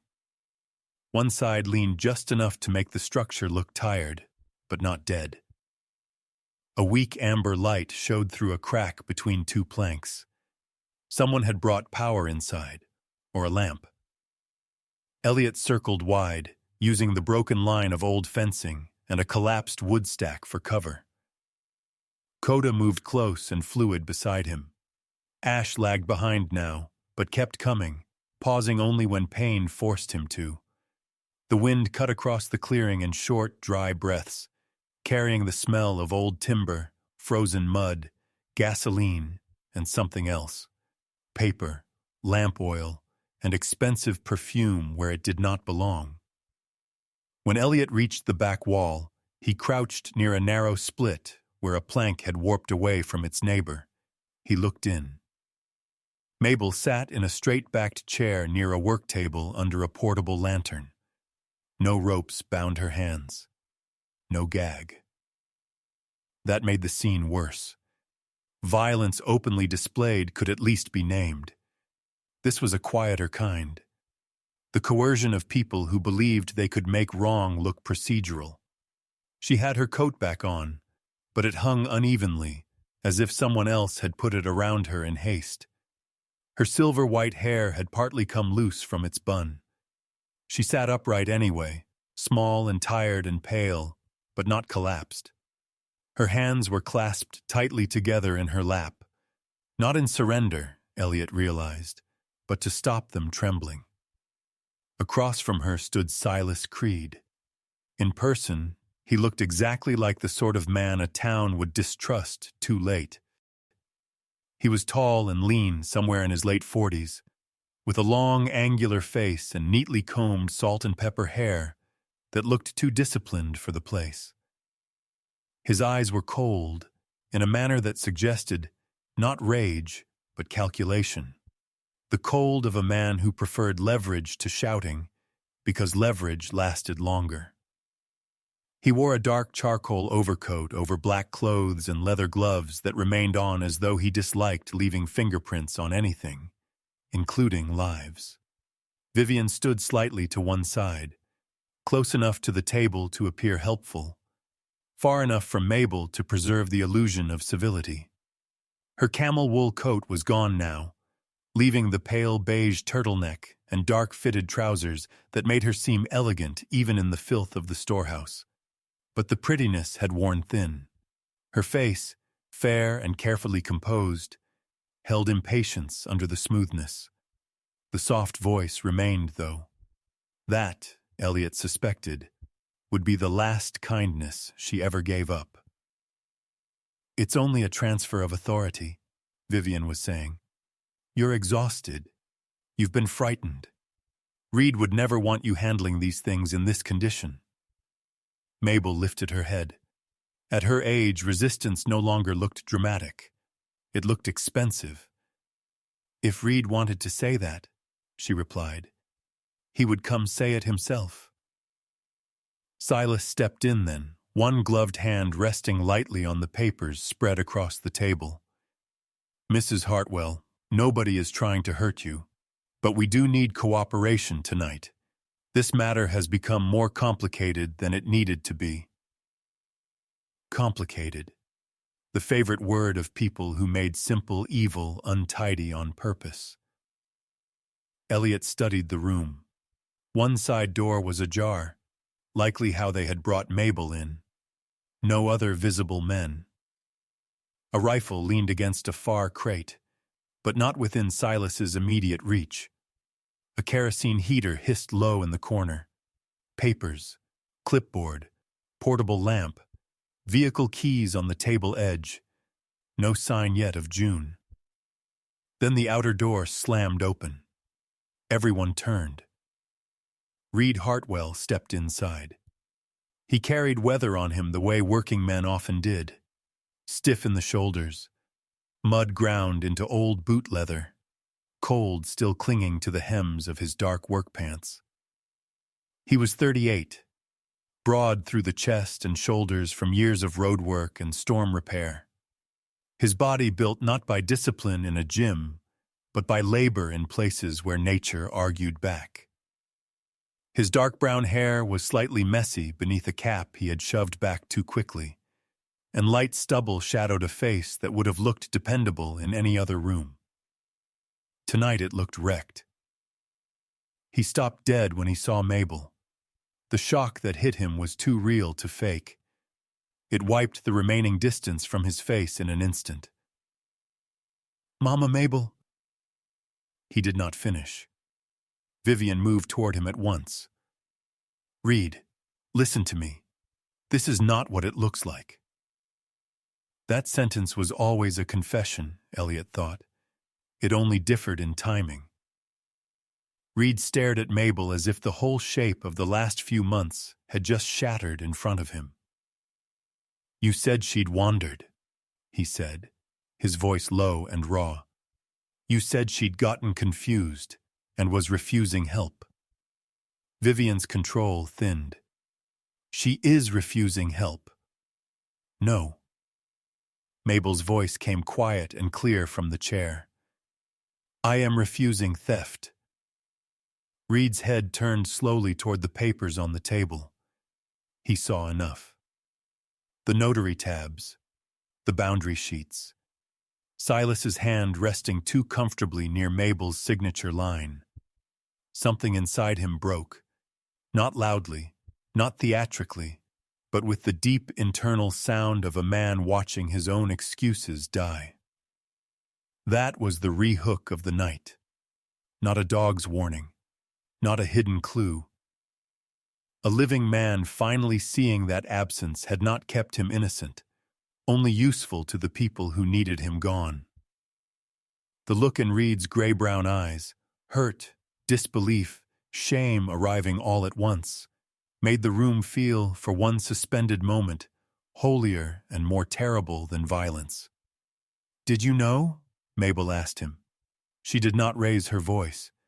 That made it unbearable. Reed swallowed hard enough Elliot could see the movement from across the room. "No," he said. "God, no." Silas moved quickly then, sensing the shift the way predators sensed weakness in control. "This isn't the time for emotion," he said. "Mr. Hartwell, your grandmother's estate requires immediate stabilization. You can sort out family misunderstandings later." Reed took one step toward the table. "That's my grandmother."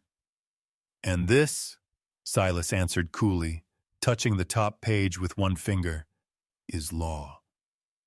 He reached for the pen. Ash chose that moment. Elliot did not see the old dog approach. He heard him first. A sudden scrape against the side entrance and then a burst of movement too determined to belong to a body so worn out. Ash came through the half-open side door like a remnant of the past, refusing to die quietly. He was not fast, not anymore, but he did not need to be. He lunged low and hard against Silas's leg just as the man bent for the pen. The table jolted. Paper slid. Silas cursed and staggered. Coda hit the room a second later, a streak of muscle and precision out of the dark. He did not bark. He drove straight for the center of the threat, body colliding into Silas's side with the force of an animal trained by instinct and trust rather than commands, shouted for show. That was Elliot's opening. He came through the rear gap and crossed the room in 3 steps. What followed was fast, because real violence always was. No circling, no speeches, no heroics.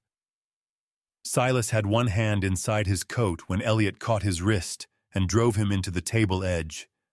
The pen flew. The papers scattered. Coda was already on him, teeth bared close enough to make movement expensive. Elliot twisted the wrist until a compact handgun clattered to the floorboards. He kicked it away and shoved Silas face first down across the table, forearm hard at the back of his neck. Vivian made for the papers.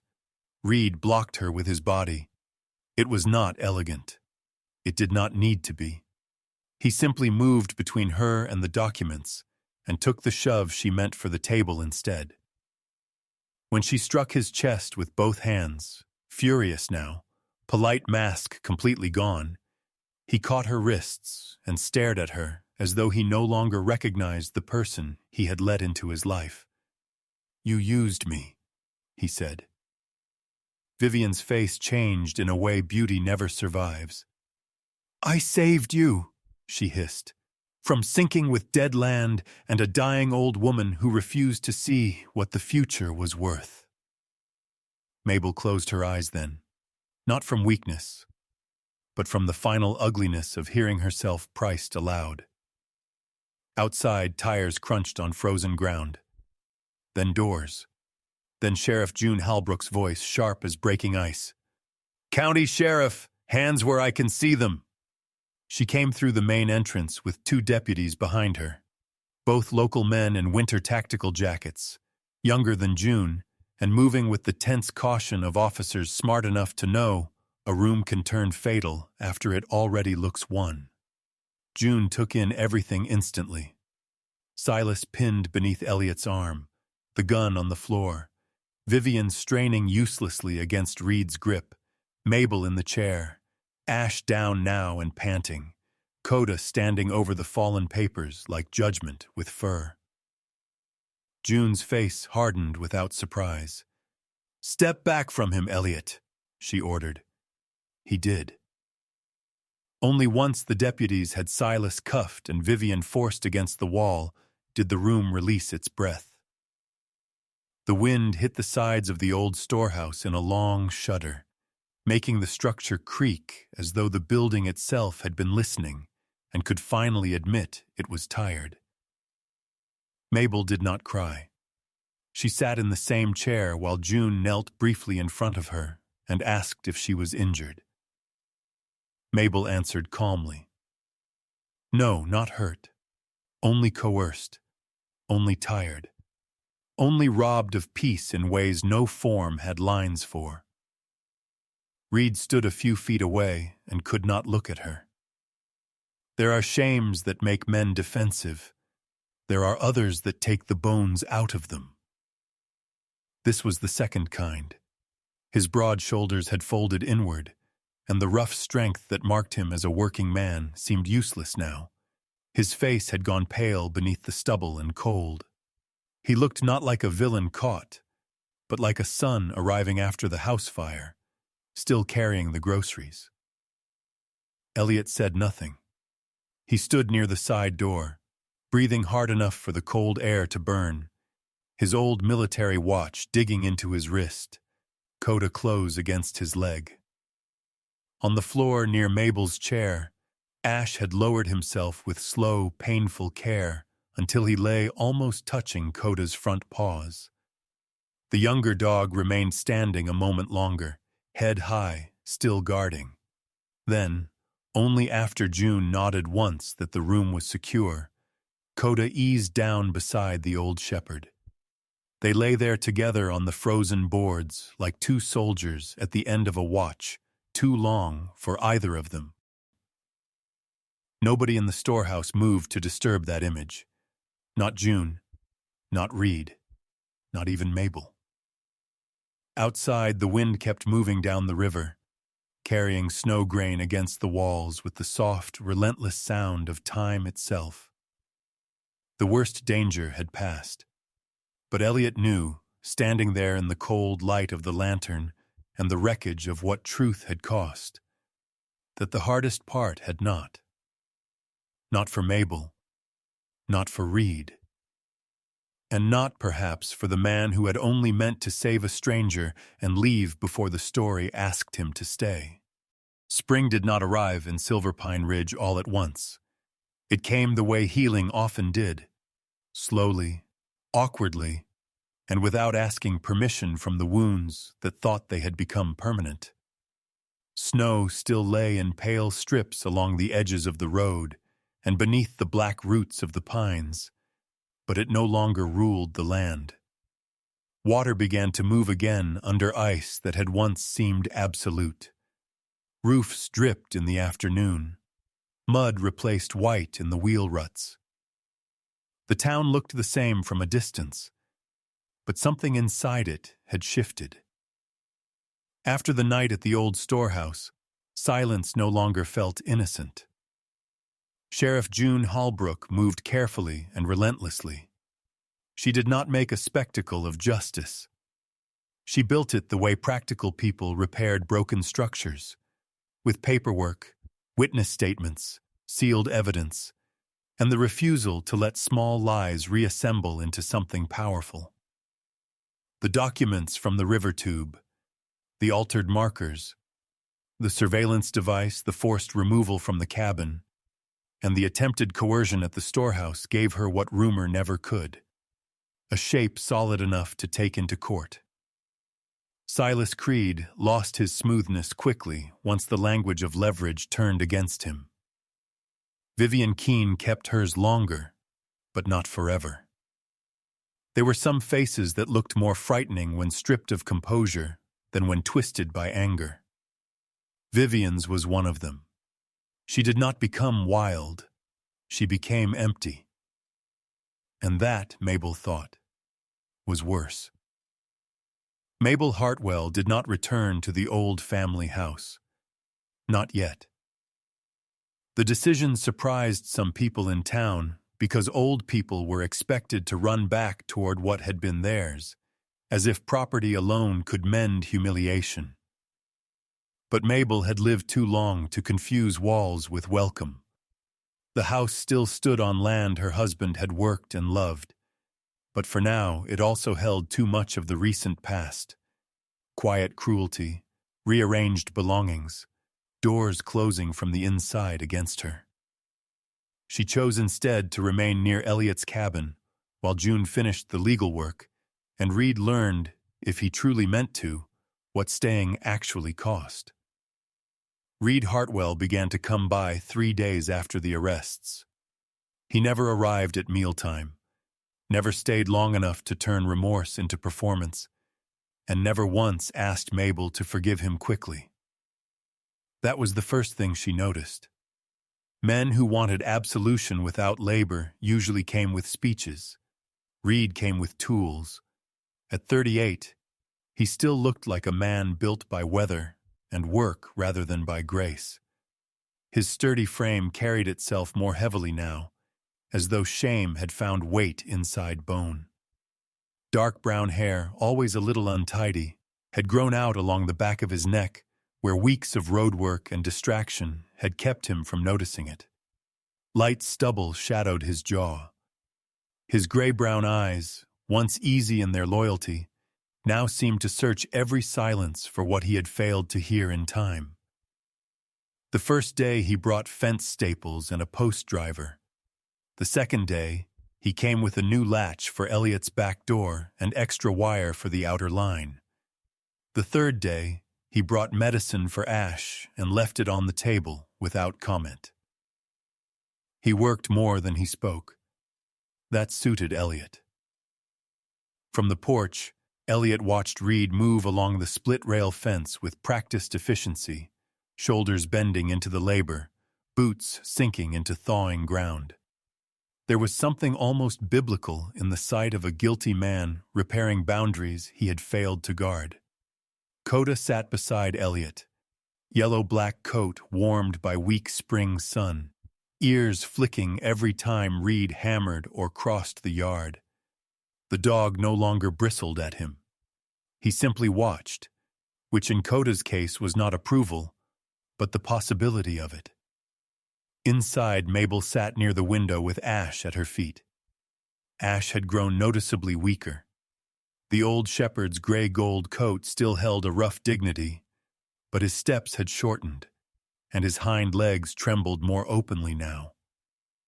He slept longer, breathed harder after even small effort, and no longer followed Mabel room to room unless she moved too far from sight.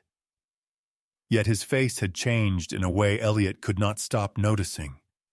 He looked less burdened.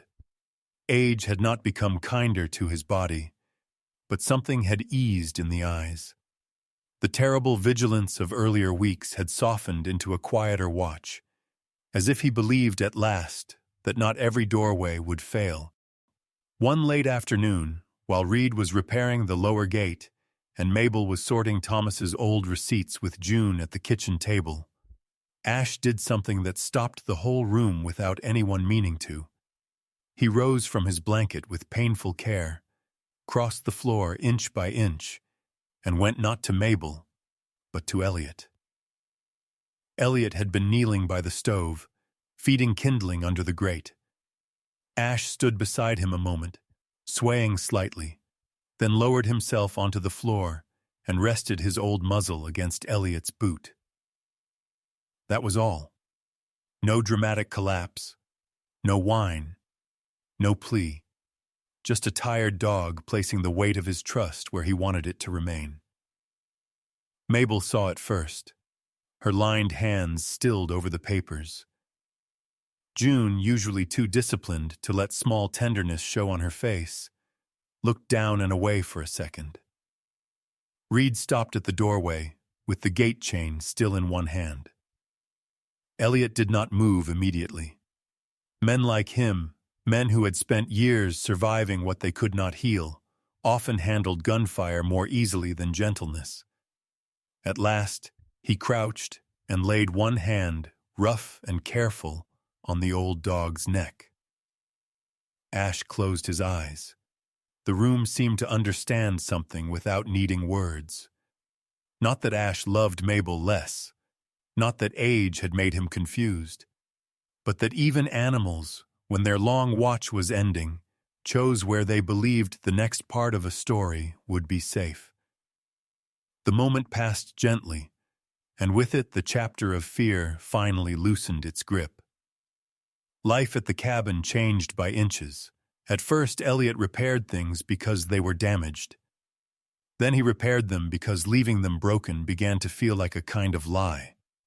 He reinforced the back door, replaced the cut line properly, mended the roof seam above the woodshed, and hauled salvaged boards down to the old river storehouse. Reed helped without asking to be invited. Sometimes they worked together in silence for an hour at a time, the rhythm of sawing and lifting and setting replacing the kind of talk neither man trusted yet. The old storehouse came back slowly. Its bowed wall was straightened first. Then the worst roof panels were replaced. Elliot cleared out the warped crates and rotten straw. Reed built a stronger inner latch. June arranged for the county to verify the true line markers before the thaw could muddy the boundaries again. Mabel came down once to stand in the doorway and watch them work.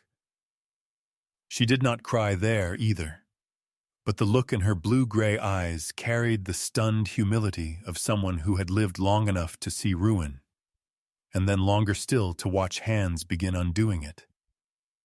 And then people started arriving. Not many.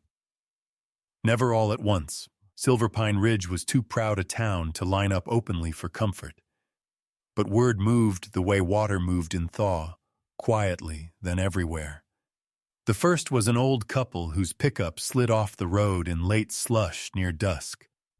The husband, Warren, was wiry and stooped, with a nose reddened by cold and decades of outdoor work. His wife, Elsie, wore a faded blue coat and carried the embarrassed dignity of a woman who hated needing anything from strangers. Elliot pulled them out with the truck chain and brought them inside for coffee while Reed checked their tire. They stayed 20 minutes. When they left, Elsie squeezed Mabel's hand and said, "This place feels kinder than the road." The next week, a young man named Luke drifted in on foot after losing a maintenance job at a private lodge farther north. He was no villain or saint, just 20-something and hollow-eyed from too many bad weeks in a row. Elliot let him sit by the stove, eat soup, and sleep in the storehouse loft for one night before June helped him reach a work lead in town. No speeches were made. That mattered.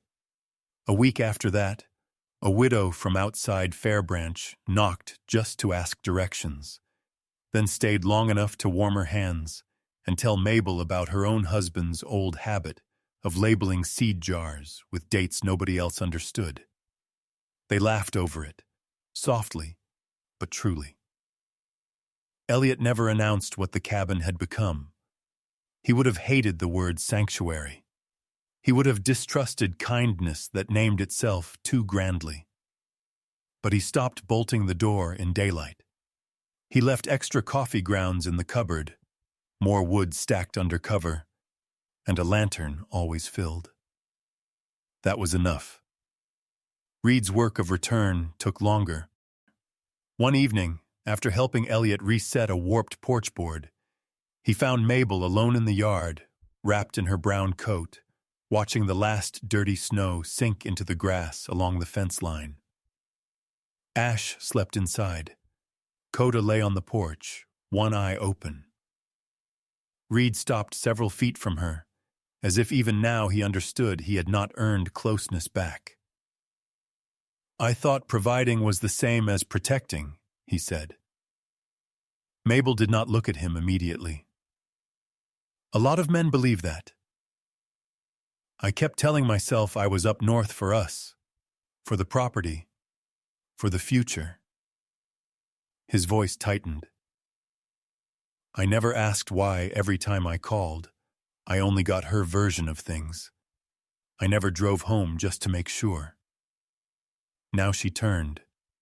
Age had not made her cruel, only exact. "No," she said. "You did not." He took the blow because it was true. After a long silence, she added, "But truth is not the same as a sentence." Reed looked down. "I don't know how to fix it." Mabel's face softened, not into forgiveness, but into the tired wisdom that had outlived too much bitterness to be impressed by easy suffering. "You do not fix it," she said. "You learn how not to leave it unattended again." That was all she gave him. It was also enough. By the time real spring reached the river, the world around the cabin had changed its texture.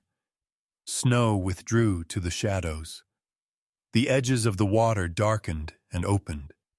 Sunlight lost its knife-like quality and settled instead with the frail warmth of an old hand finally unclenching. The pines no longer looked like witnesses to a crime. They looked like trees again. Mabel made her decision on such an afternoon. She sat at Elliot's table with the revised legal papers June had prepared, and Reed standing nearby, not hovering, just present.